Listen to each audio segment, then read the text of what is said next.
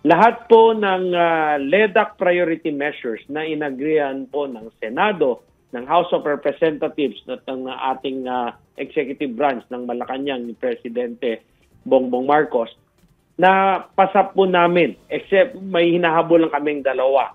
So by our Holy Week break, end of March, as majority leader of the House of Representatives, I can confidently say na maipapasa po namin 100%, 100%, lahat ng mga panukalang batas na hinihingi po ng ating presidente para makatulong tayo sa taong bayan. We'll be able to pass it 100%. Yung sa Senate po, I don't know, maybe you can ask them kasi parang yung based on our records here, track namin sila, siguro nandun pa lang sila sa 25%. Actually, doon pa po yung tanong ko kasi kung uunahin yung gusto nyo, yung pinupush nyo na yun munang change sa Constitution ng unahin, baka talagang hindi umabot sa susunod na SONA, or at least before mag-start kayo ulit ng budget deliberation, itong target yung na 17. Yung 7. Natapos na po namin. Sa Hindi, House, sila, ang Senado po, ibig ko sabihin, paano nila maihahabol yun kung pinapauna natin o ninyo po yung Constitution muna? Gusto ko sana mag-comment pero baka magalit na naman sila. Gusto ko sabihin sana, medyo dagdagan natin yung hearing sa legislation isa dun sa investigation.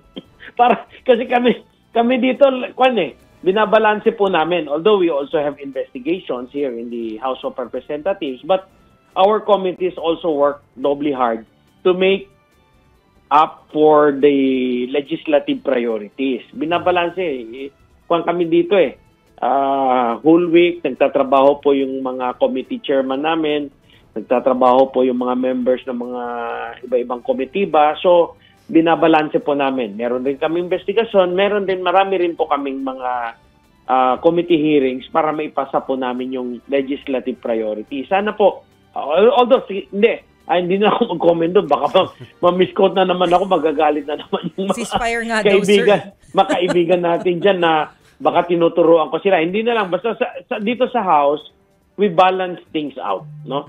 May investigasyon kami, meron rin kaming hearing sa legislative priorities para maipasa namin yung mga House bill na hinihingi doon sa LEDAC.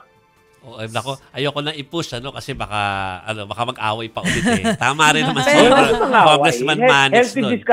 Healthy discussion. Pero tanong ko lang, sir, kung kailan yung susunod nyo na LEDAC meeting dahil yung huli, hindi natuloy. Oo, ready kami doon nandun si Speaker Martin, nandun ako. Nakaupo kami doon plus the other members of the House who sit in the LEDAC. We look forward kasi sa amin wala naman pong problema. No, we all we want itong mga nangyayari ngayon is that